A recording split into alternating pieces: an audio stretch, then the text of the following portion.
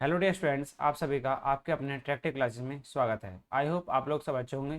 तो चलिए आज हम स्टार्ट करते हैं अपनी नेक्स्ट क्लास को। जैसे कि हमने बच्चों अपनी लास्ट वीडियो में स्टार्ट किया था रेनफॉल और रन ऑफ, उसके बारे में हमने बच्चों लास्ट वीडियो में कुछ इंपॉर्टेंट फैक्ट्स पढ़े थे।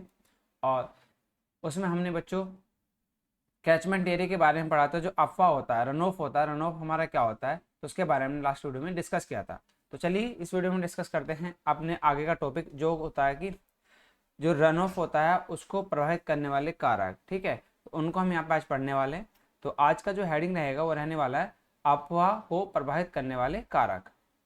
ठीक है बच्चों, देखिए जैसे कि हम बात करें अपना, हमने लास्ट वीडियो में जो कंप्लीट किया था वो रन ऑफ के बारे में था, अफवाह क्या होता है उसके बारे में हमने डिस्कस किया था।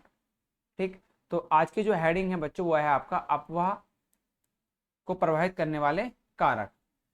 तो अब अफवाह निम्न परिस्थितियों पर निर्भर करता है। जैसे कि पहली बात करें हम आकार।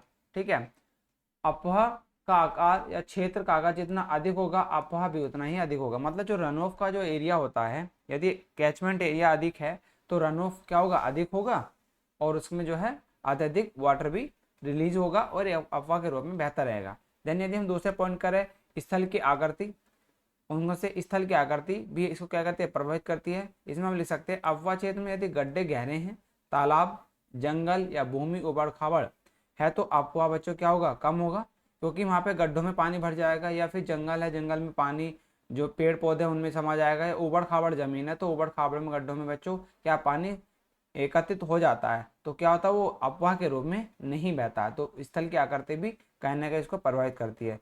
ये तीसरा पॉइंट देखें तो तीसरा पॉइंट है अफवाह क्षेत्र की आकृति। अफवाह क्षेत्र की आकृति यदि पत्तीनुमा है तो अफवाह बच्चों कम होगा, यदि खानुमा है तो अफवाह कैसा होगा, अधिक होगा। पत्तीनुमा मतलब इस तरीके की, मैं लाइक जैसे कि हम बात करें जो लीव होती है, जो पत्तियां होती हैं कुछ इस टाइप की अगर नहीं है तो वो किस में होगा, इसमें क्या होगा, अफवाह कम होगा। ठीक है, जो रन ऑफ है वो बच्चों कम होता है।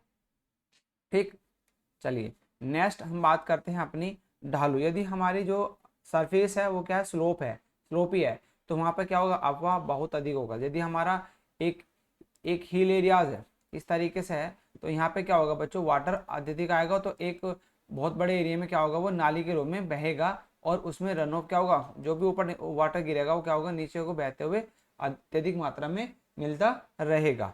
ठीक है, देन दूसरा पॉइंट आता है बच्चों तापमान। जैसे कि हम बात करेंगे, यदि तापमान की बात करें, तापमान भी बच्चों क्या करता है, अफवाह को अधिक प्रभावित करता है। तो ताप अफवाह से भी क्या होता है, कम होता है। यदि हम बात करें राजस्थान या ऐसे एरिया में जहाँ पे हमारा अफवाह अधिक होता है, ठीक है, तो उसमें हम क्या कर सकते हैं, अफवाह कम होगा। नेक्स्ट पॉइंट है मृदा, सोइल। सोइल क्या होती है, अफवाह क्षेत्र की मृदा को सघनता यदि अधिक है तो अफवाह कम होगा। मतलब उसकी पोरोसिटी बच्चों यदि अधिक है, यदि जैसे सपोज सोइल है और सोइल के अंदर उसके जो पार्टिकल्स है उसमें वॉइड्स अधिक है, ठीक है, तो उसमें वॉइड्स है तो उसके अंदर क्या होगा, वाटर बच्चों समा जाएगा, वो अफवाह के रूप में वाटर नहीं बहेगा। मतलब एक जो अफवाह होता है सारे कैचमेंट एरिया का वाटर आके एक नाली के रूप में जो अफवाह होता है उसको बच्चों वो उसमें ड्रेनेज नहीं होगा। ठीक है, तो कहीं ना कहीं सॉइल की कंडीशन भी डिपेंड करती है अफवाह क्षेत्र पर। दूसरा पॉइंट आता है बच्चों वर्षा की तीव्रता एवं समयकाल। सातरा सेवन पॉइंट है वर्षा की तीव्रता व समयकाल। अफवाह क्षेत्र में वर्षा की तीव्रता जितनी अधिक समय के लिए होगी अफवाह उतना ही अधिक होगा। ठीक है, तो ये कहीं ना कहीं डिपेंड करता है, वर्षा की तीव्रता और समयकाल भी इस पर डिपेंड करता है। ठीक है, चलिए नेक्स्ट पॉइंट। अब ये क्या थे बच्चों, ये थे आपके 7 पॉइंट, हमने अफवाह क्षेत्र को अफवाह को प्रभावित करने वाले कारक हैं। ठीक है, तो इसमें जो हम पॉइंट नोट करेंगे, अब नेक्स्ट हेडिंग हमारी आने वाली है बच्चों, ये है अफवाह क्षेत्र ज्ञात करना। हम जो अफवाह क्षेत्र है, जो कैचमेंट एरिया है, उसको हम कैसे, कैचमेंट एरिया जो रन ऑफ है, रन ऑफ के अंदर रन ऑफ क्षेत्र में जो हम उसको ज्ञात किस तरीके से करते हैं, उसको हम बच्चों एक एज्यूमिंग के द्वारा भी करते हैं या फिर हमारे कुछ फॉर्मूले हैं उनके द्वारा भी करते हैं। तो इसमें कुछ थ्योरी आप देखेंगे। वर्षा जल का रिसन वाष्पीकरण अथवा गड्ढों में भरने के पश्चात अतिरिक्त वर्षा जल जिस क्षेत्र में बहता हुआ नदी नालों में आता है वह संपूर्ण क्षेत्र अफवाह क्षेत्र कहलाता है। इस क्षेत्र को हेक्टेयर में मापा जाता है। प्रत्येक नदी अपने अपने अफवाह क्षेत्र से पानी प्राप्त करती है। अफवाह क्षेत्र का विस्तार जितना अधिक होगा उतना ही अधिक पानी नदी में आएगा। ठीक है, किसी अफवाह क्षेत्र मतलब बच्चों कैचमेंट एरिया से अफवाह ज्ञात करने के लिए दैनिक, मासिक या वार्षिक व्यवस्था की जाती है। औसतन वार्षिक अफवाह के आधार पर ही सिंचाई को विभिन्न योजनाएं बनाई जाती है, निम्न विधियों द्वारा अफवाह ज्ञात करते हैं। मतलब ये बच्चों कहीं ना कहीं डिपेंड करता है, जो आपकी इरिगेशन होता है, क्रॉप्स के लिए जो वाटर है अवेलेबिलिटी होती है, जैसे नदी हो गई, या फिर आपके जो नाले हो गए या नहर्स हो गई, उनके अंदर जो वाटर है, जो एक एक वाटर होता है जो बारिश के समय या फिर जब बर्फ़ पिघलने के बाद जो पानी रिलीज होता है वहाँ तक पहुँचता है, तो वो कहीं ना कहीं आपका कैचमेंट एरिया बहुत डिपेंड करता है इस कंडीशन पर। तो उस कंडीशन को ज्ञात करने के लिए हमारे कुछ मेथड्स होते हैं, जैसे कि सबसे पहला अगर मेथड की बात करें तो एक मेथड होता है वर्षों के आंकड़ों के आधार पर। ठीक है, मतलब जो हमारा ईयर है, वर्षों के आधार पर हम वो आंकड़े कितने रहते हैं, 35 वर्ष के हम बच्चों इसमें, या फिर 1 ईयर के। ठीक है, डिपेंड करता है कि वो हम उसमें अलग अलग फॉर्मूला के हिसाब से डिपेंड करता है। 1 ईयर के 35 साल के आंकड़ों के हिसाब से भी हम बच्चों वर्षों की क्वांटिटी को फाइंड आउट कर सकते हैं। ठीक है, कितनी वर्षा हुई। देन उसके बाद आता है भाई इम्पेरिकल फॉर्मूला, जो अनुभविक सूत्र होता है, मतलब कुछ हमारे जो इरिगेशन इंजीनियरिंग जो हाइड्रोलॉजी के ज्ञाता हैं, वैज्ञानिक है, उन्होंने एक अपने कुछ फॉर्मूले दिए, उससे भी हम बच्चों ये ज्ञात कर सकते हैं। ये ई है बच्चों, जे नहीं है। ठीक है, तो देन दूसरा होता है बच्चों अफवाह वक्र या सारणियों, मतलब एक तो कर्व के द्वारा या फिर कुछ टेबल्स होते हैं उनके द्वारा बच्चों इसको हम ज्ञात कर सकते हैं। ठीक है, चलिए नेक्स्ट आप यदि बात करें हम, जो हमारे 3 मेथड थे, यदि हम बाढ़ के पुराने चिन्हों द्वारा बात करते हैं तो इसे कैसे याद करते हैं। इसमें क्या होता है बच्चों, हमारे जो गोल्स होती हैं, सपोज दैट हमारा ये एक कैनाल है, यहाँ पे क्या हो, सपोज एक छोटी सी कैनाल ऐसे रिवर फ्लो हो रही है। ठीक है, ये हॉरिजॉन्टली, मैं वर्टिकली आपको यहाँ पे दिखाता हूँ, ये वर्टिकली। अब जो रिवर जहाँ तक इसमें पॉइंट बनाएगी, जो निशान बनेंगे, उन निशानों के द्वारा हम इसको बच्चों कहीं ना कहीं डिनोट करते हैं कि यहाँ तक की इसकी इंटेंसिटी रही होगी, इतनी इतनी हाइट तक अफवाह हुआ। ठीक है, रन ऑफ हुआ, तो उसको हम ज्ञात करते हैं इस फॉर्मूला द्वारा। तो इसमें क्या लिखते हैं, जब किसी नदी में बाढ़ आती है तो नदी के किनारे बनी पक्की इमारतों, वृक्ष आदि पर जल तल का चिन्ह पड़ जाता है। इन चिन्हों से अथवा नदी के किनारे बसे गांव के वृद्ध लोगों से अधिकतम बाढ़ के जल तल की जानकारी ज्ञात करके नदी के क्रॉस सेक्शन, अनुप्रस्थ काट, इंग्लिश में क्या कहते हैं इसको, अनुप्रस्थ काट को क्रॉस सेक्शन, तथा स्लोप, ढाल ज्ञात करके बाढ़ के अधिकतम अफवाह दर की गणना किसी भी उपयुक्त विधि से कर लेते हैं। ठीक है, तो इस विधि से बच्चों आप कर सकते हैं, और इसके मेथड में हम कुछ भी यूज कर सकते हैं। ठीक है, तो मेथड आगे पढ़ेंगे। दूसरा मेथड आता है बच्चों रेशनल मेथड। कौन सा आता है आपका, रेशनल मेथड आता है, जो कि आपका अफवाह क्षेत्र को प्रभावित करने वाले जो हमारे इसमें होते हैं। ठीक है, चलिए, तो दूसरा होता है रेशनल मेथड। अब इसमें देखते हैं, देखिए इस विधि में निम्न सूत्र द्वारा अधिकतम प्रवाह दर की गणना की जा सकती है। एक फॉर्मूला होता है बच्चों रेशनल मेथड में, जो होता है Q equal to A I R. ठीक है, अपॉन 360 है पूरे साल। ठीक है, और ये इसकी जो होता है मीटर क्यूब पर सेकंड में हम इसको बच्चों मेजर करते हैं। ठीक है, और यदि मैं क्यू की बात करूँ, यदि हम क्यू को यहाँ से निकालें तो क्यू की एक फॉर्मूला हो जाता है कि 10A इंटू आई, ठीक है, और इंटू आर, मीटर क्यूब पर हॉर्स में इसको बच्चों हम ज्ञात कर सकते हैं यदि घंटे में। तो मीटर सेकंड में हम ये वाला फॉर्मूला यूज करेंगे, और पर हॉर्स के लिए हम ये मीटर क्यूब पर हॉर्स के लिए हम यूज करेंगे ये वाला फॉर्मूला। तो यदि हम इसमें क्यू की बात करें, क्यू क्या है इसमें, ठीक है, तो बच्चों जो क्यू है हमारा, यहाँ पे लिख सकते हैं, जहां क्यू मैक्सिमम रन ऑफ है, मैक्सिमम रन ऑफ रेट है। ठीक है, और यदि हम आई की बात करें, आई है बच्चों इसमें वर्षा की दर। ठीक है, वर्षा की दर आप कैसे में, mm पर हॉर्स में बच्चों इसको ज्ञात कर सकते हैं। और हमारा आर क्या है, आर है इसमें, आर है अफवाह गुणांक। ठीक है, यह है अफवाह गुणांक। ठीक है, तो इसमें हम इनसे बच्चों, और ए हो जाएगा इसमें एरिया, ए आप लिख सकते हैं, ए कैचमेंट एरिया लिख सकते हैं अफवाह। ठीक है, कैचमेंट एरिया लिख देते हैं।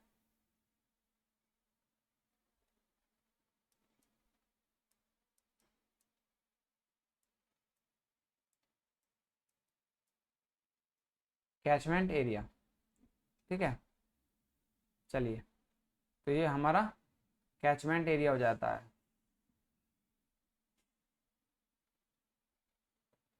कैचमेंट की कैचमेंट कैचमेंट की स्पेलिंग ये होगी CATCHMENT, ठीक है, कैचमेंट। तो हम यहाँ पे बच्चों इनको इनको यहाँ पे इस फॉर्मूले के द्वारा भी हम फाइंड आउट कर सकते हैं। एक दूसरा तीसरा फॉर्मूला आता है आपका, जो आपके मतलब एक्सपीरियंस के आधार पर अनुभविक सूत्रों के द्वारा हम इसको याद करते हैं। तो इसमें आप हैंड डालेंगे तीसरा, विभिन्न अनुसंसाधन अथवा शोधकर्ताओं ने अपने अपने अनुभव स्थान की विभिन्न परिस्थितियों के आधार पर विभिन्न क्षेत्रों के लिए अलग अलग सूत्र प्रतिपादित जिनमें स्टिक अथवा गुणांक भी होते हैं। सबसे पहले यदि हम बात करें, एक फॉर्मूला होता है रीवा फॉर्मूला। यह दक्षिण भारत के लिए अधिक उपयुक्त है। कौन से? दक्षिण भारत के लिए यह बहुत उपयुक्त है। तो ये जो फॉर्मूला है बच्चों, ये फॉर्मूला आपका होता है रीवा का फॉर्मूला, आपने हाइड्रोलिक्स में भी पढ़ा होगा। तो ये फॉर्मूला होता है Q C m की पावर 2/3, ठीक है। तो ये आपका इसका फॉर्मूला होता है, ठीक है। इस फॉर्मूले की सहायता से आप क्या कर सकते हैं, अपना मीटर क्यूब पर सेकंड के मतलब यूनिट में लेकर आप इसको ज्ञात कर सकते हैं। अब यदि हमें आप क्यू की बात करें, तो क्यू क्या होगा? मैक्सिमम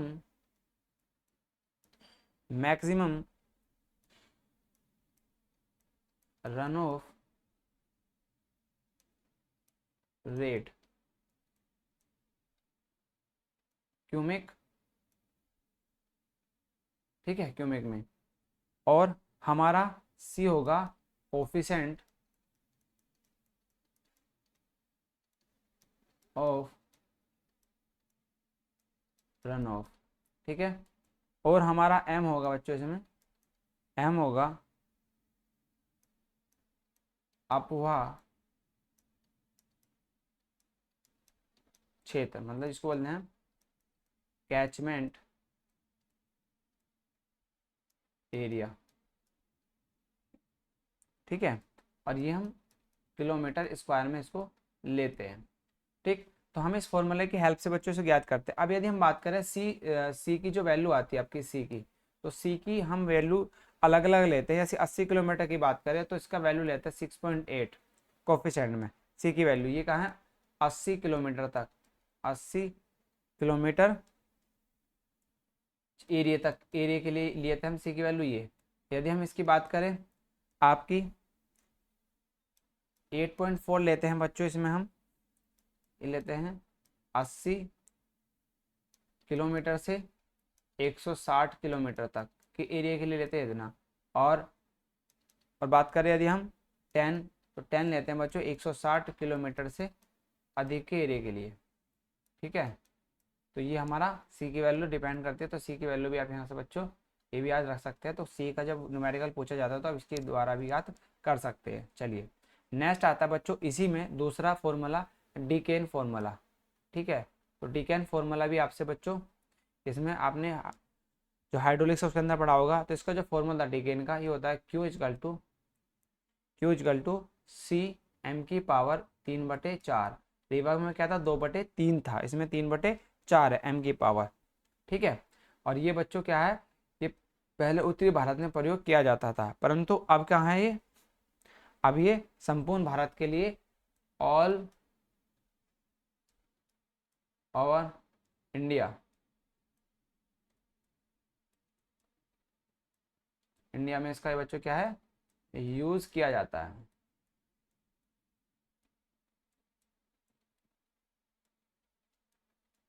ठीक है।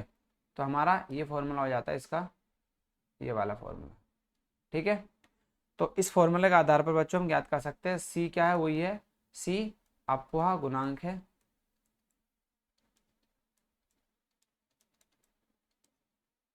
रन ऑफ कोफिशिएंट है, ठीक है। यदि सी की बात करें तो सी की अलग अलग बच्चों उत्तरी भारत के लिए, मध्य भारत के और पश्चिमी भारत के लिए तो ये अलग अलग वैल्यू आती है। यदि हम उत्तरी भारत की बात करें, उत्तरी भारत के लिए जो सी की वैल्यू होती है वो हम बच्चों लेते हैं 11.5, ठीक है। और यदि हम मध्य भारत की बात करें, मध्य भारत की सी की वैल्यू आती है बच्चों इसमें 14 से 15 आ जाती है, 15/19.5 आ जाती है, ठीक है। और यदि हम पश्चिम घाटी की बात करें तो सी की वैल्यू इसके लिए हो जाती है बच्चों 22 से 25। तो ये हम अफवा गुणांक डी के एन फॉर्मूले के लिए यूज करते हैं। अब आता है तीसरा इसमें बच्चों इंग्लिश फॉर्मूला। तीसरा यूज करते हैं इंग्लिश फॉर्मूला। तो हम इसमें एक तो महाराष्ट्र घाटी के लिए अलग से यूज करते हैं, महाराष्ट्र पहाड़ी क्षेत्र के लिए हमारा फॉर्मूला होता है ये वाला, ठीक है। और दूसरा महाराष्ट्र के मैदानी क्षेत्र के लिए, महाराष्ट्र के मैदानी क्षेत्र के लिए जो फॉर्मूला होता है बच्चों हमारा P = R = P - ये होता है 178 ब्रैकेट इंटू कैपिटल P और अपॉन 25/40, ये हमारा बच्चों इसमें लिया जाता है। तो ये हमारा फॉर्मूला होता है इसके लिए, मैदानी के लिए और पहाड़ी क्षेत्र के लिए और मैदानी क्षेत्र के लिए ये वाला फॉर्मूला हम यूज करते हैं। अब आता है बच्चों लेजी का फॉर्मूला, खोसला, ठीक है।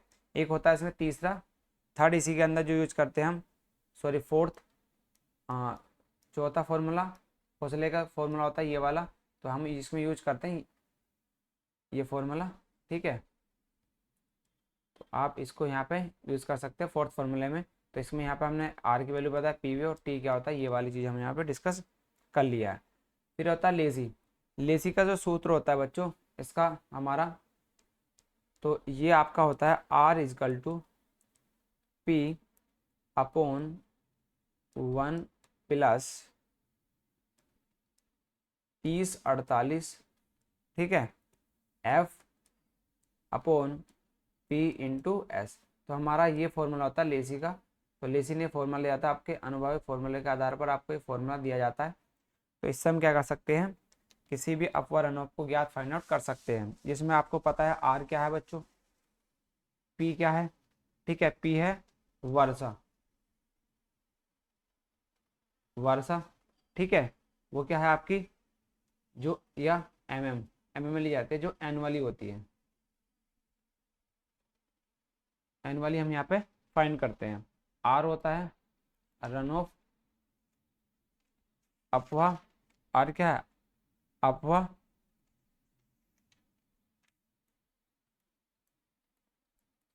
रन ऑफ ये भी ईयरली होता है, ठीक है। और यदि एफ की बात करें, और एफ एस क्या है बच्चों, एफ है मानसून काल का गुणांक, एफ क्या है मानसून काल का गुणांक। ये बच्चों आप टेबल से ये डाटा ले सकते हैं।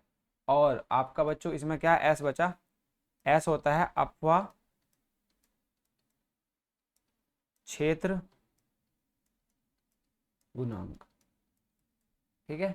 तो आप यहाँ पे ये फाइंड आउट कर सकते हैं दोनों चीज़ों को। चलिए इसके बाद आता है बच्चों आपका कैचमेंट एरिया, अफवाह क्षेत्र या जल ग्रहण क्षेत्र, जो कैचमेंट एरिया होता है। तो कैचमेंट एरिया बच्चों यहाँ पे लिखेंगे। तो जो कैचमेंट एरिया है, अफवाह कैचमेंट एरिया आपका नेक्स्ट हेडिंग रहने वाली है, इसको हम यहाँ पे हेडिंग डालेंगे। तो इसमें लिखेंगे बच्चों भूमि तल का वह क्षेत्रफल जिसके वर्षों का पानी एकत्र होकर एक धारा के रूप में प्रवाहित होता है, अफवाह क्षेत्र या जलग्रहण क्षेत्र कहलाता है। दो अफवाह क्षेत्रों के बीच अफवाह क्षेत्र की सीमा को दर्शाने वाली रेखा पन विभाजक रेखा या वाटरशेड लाइन कहलाती है।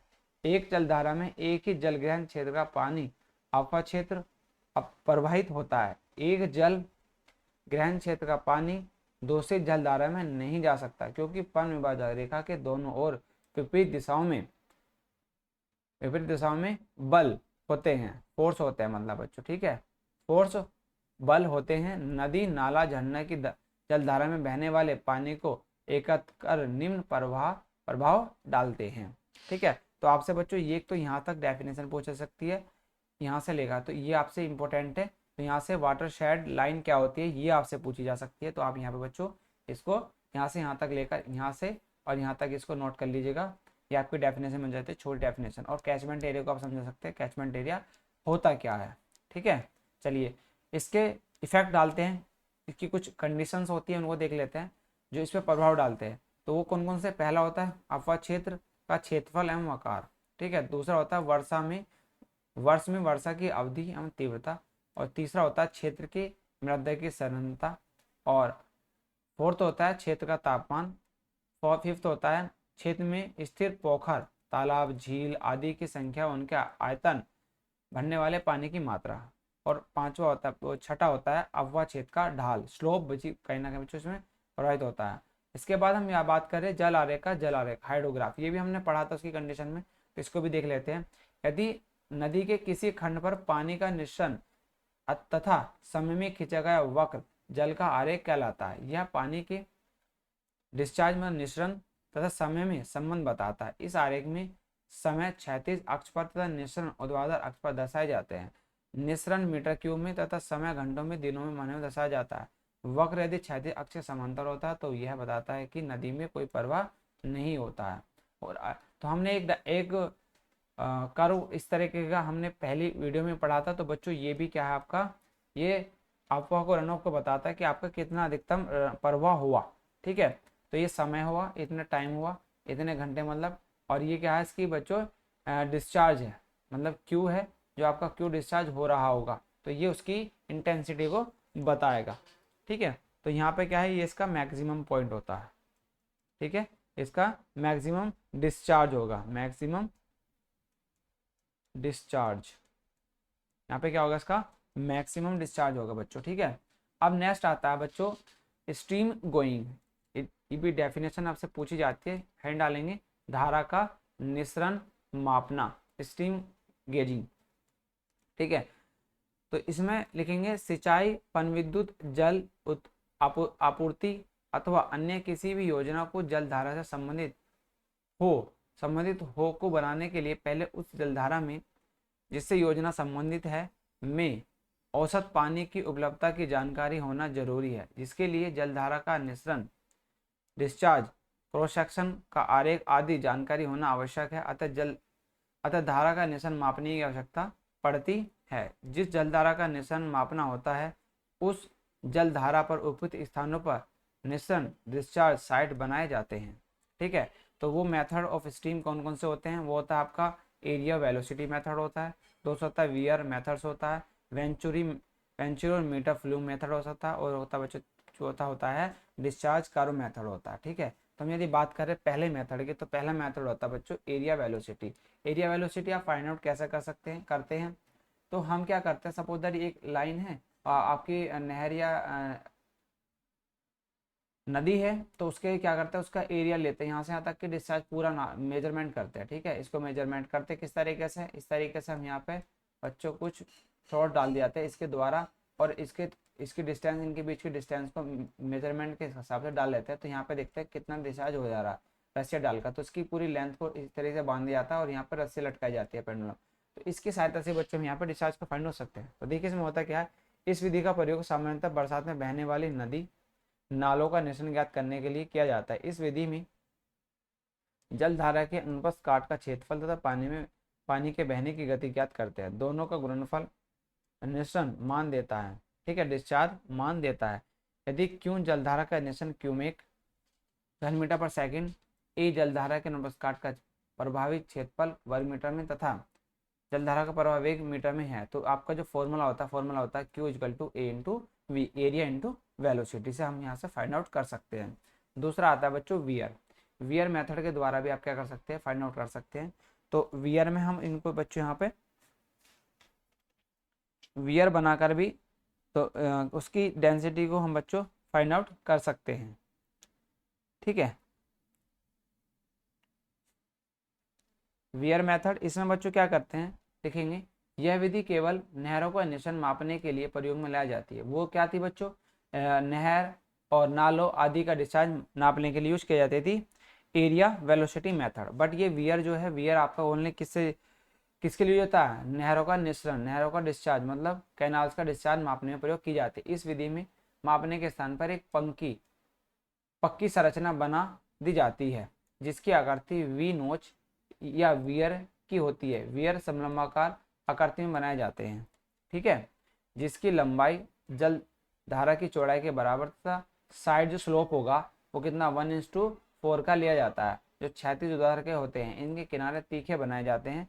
वियर में जलधारा की गहराई माप का निरीक्षण की माप निम्न सूत्र द्वारा से ज्ञात कर ली जाती है। अब होता क्या है, देखो इसके थोड़ा सा मैं डायग्राम को थोड़ा समझाता हूँ बच्चों आपको। कुछ आपका जो ये होता है इस तरीके से, इसका फ्रंट एलिवेशन में बना के आपको दिखा रहा हूँ। ये आपका कुछ इस तरीके से बनाया जाता है, देखो आपका इस तरीके से और यहाँ पे इस तरीके से। अब ये जो साइड वाले जो स्लोप है ना, हमने जो स्लोप बनाए तो ये होता है 1:4 का स्लोप होता है। इनको बोलते हैं साइड स्लोप। क्या बोलते हैं? साइड स्लोप होता है बच्चों ये, ठीक है। तो इसमें ये इनकी हम वाटर सील इनको पक्का बनाया जाता है, मतलब आरसीसी या पीसीसी का हम इसमें कंक्रीटिंग कर देते हैं और नीचे भी ऊपर भी, ठीक है।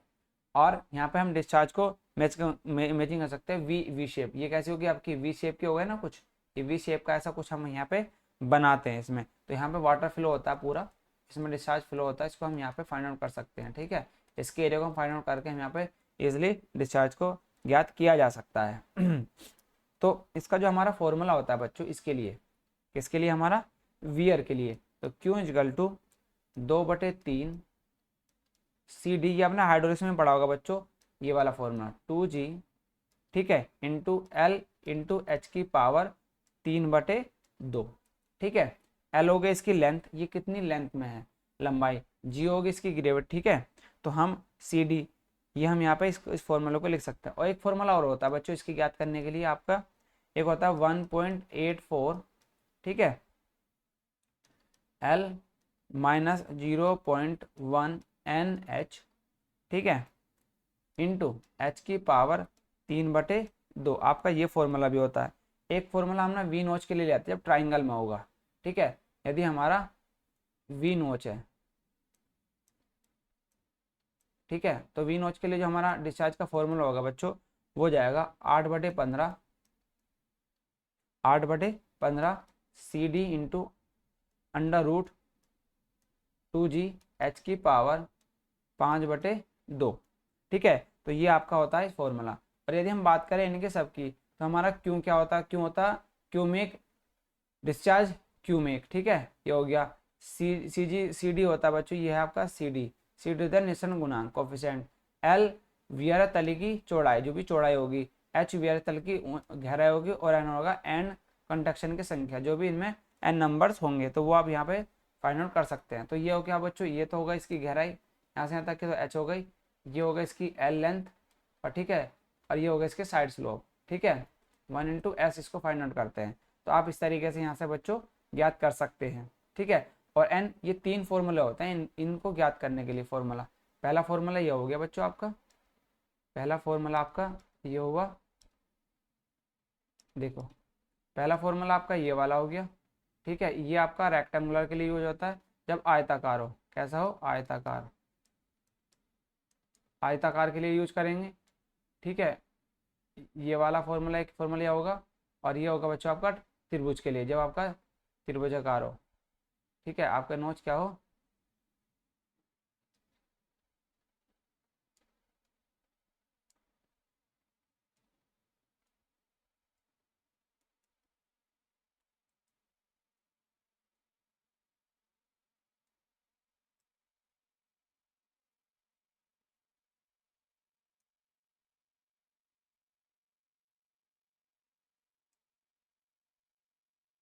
देखो, ठीक है।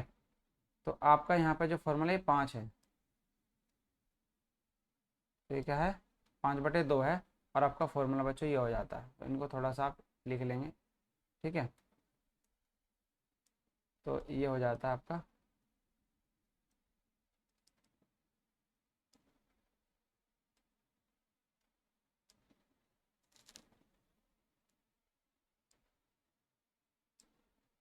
चलिए यहाँ तक चीज़ें क्लियर। इसके बाद आगे आगे चलते हैं। आगे आता है बच्चों वेंचुरीमीटर फ्लूम मेथड। तो इसको हम पढ़ते हैं। देखिए ये वाला मेथड आपका होता है, देखिए हेड डालेंगे, निरीक्षण स्थल पर पक्का मीटर फ्लूम बनाया जाता है, बनाया जाता है। इसके निर्माण में कुछ लंबाई में उचित वक्र देकर चौड़ाई को संकुचित कर देते हैं। इस संक्रिय भाग को कंठ थ्रोट कहते हैं। वेंचुरीमीटर के किनारे पर बैंक या गेज बनाए जाते हैं जिससे पानी की गहराई पढ़ ली जाती है। ठीक है, तो इसके लिए एक फॉर्मूला होता है मेरे बच्चों, ये होता है ए इंटू स्मॉल ए, ठीक है, अंडर द रूट, ठीक है, ये आपका फॉर्मूला हो जाता है 2g capital H minus small h upon, ठीक है, और ये हो जाता है ए स्क्वायर माइनस के स्मॉल ए स्क्वायर। तो आपका यहाँ पर इस वेंचुरीमीटर के लिए आप फॉर्मूला ये आप लगा सकते हैं। ठीक है, चलिए, तो यहाँ पे अब ए क्या है, स्मॉल ए क्या है, उनको हम यहाँ पे देखते हैं। देखिए ए जो है आपका कैपिटल ए है बच्चों आपका जल धारा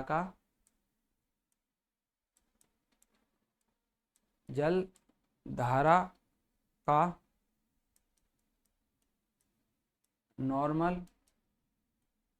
क्रॉस सेक्शन, ठीक है, और ए क्या है, ए है कंठ पर जल धारा के खंड, ठीक है, और H होगा बच्चों, H होगा नॉर्मल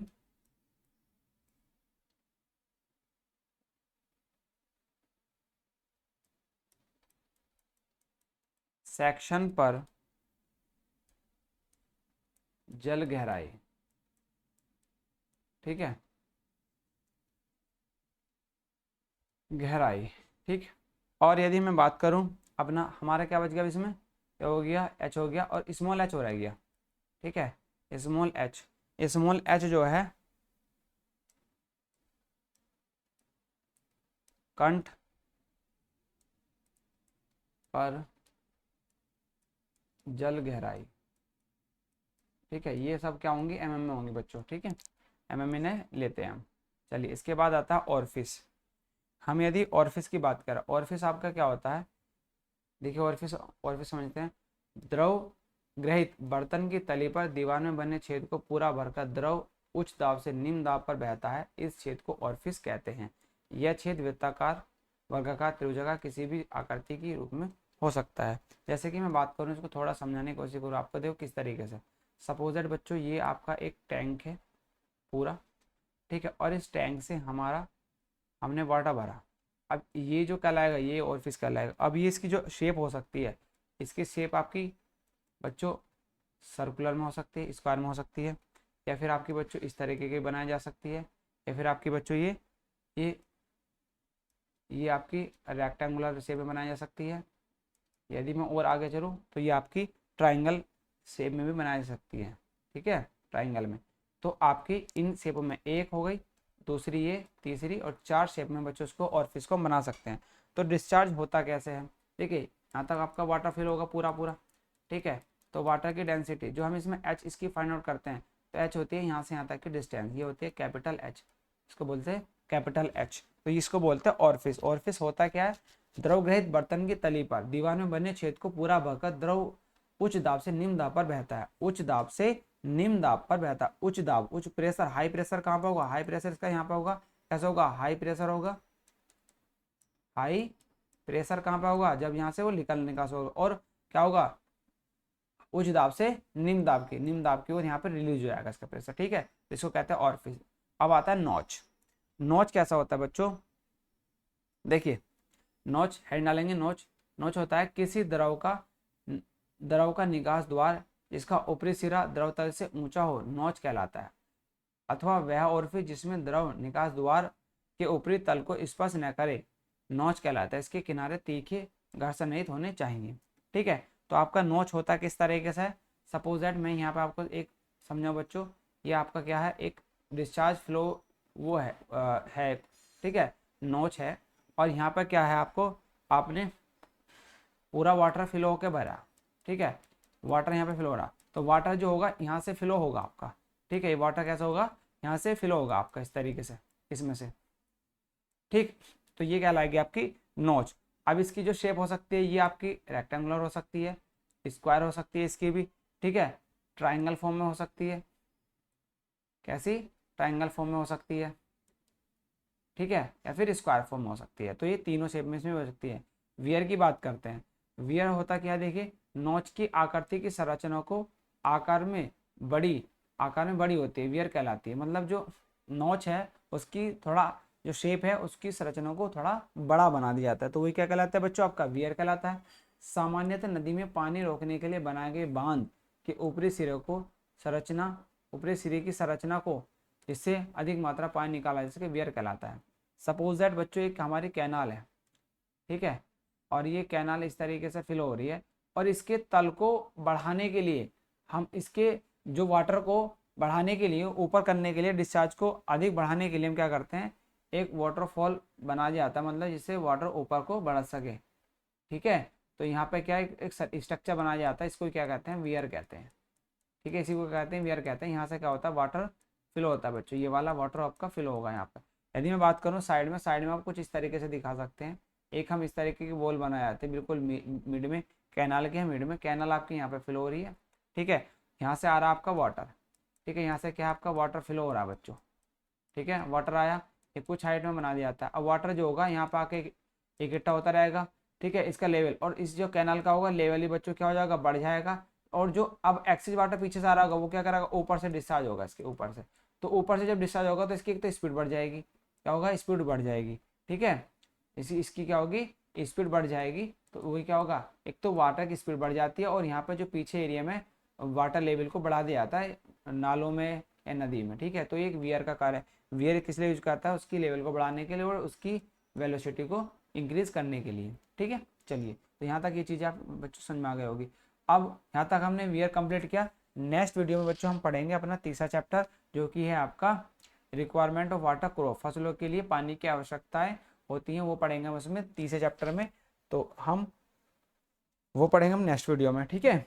तो चलिए, यहाँ तक जो मैंने आपको समझाया वो आपको बच्चों में आया होगा। यदि आपको फिर भी कोई डाउट है किसी भी टॉपिक में, किसी भी डेफिनेशंस में, तो बच्चों आप हमें कमेंट सेक्शन के माध्यम से डिस्कस कर सकते हैं। तो मिलते हैं आपसे नेक्स्ट वीडियो में जल्दी, तब तक के लिए बाय बाय, जय हिंद, जय भारत।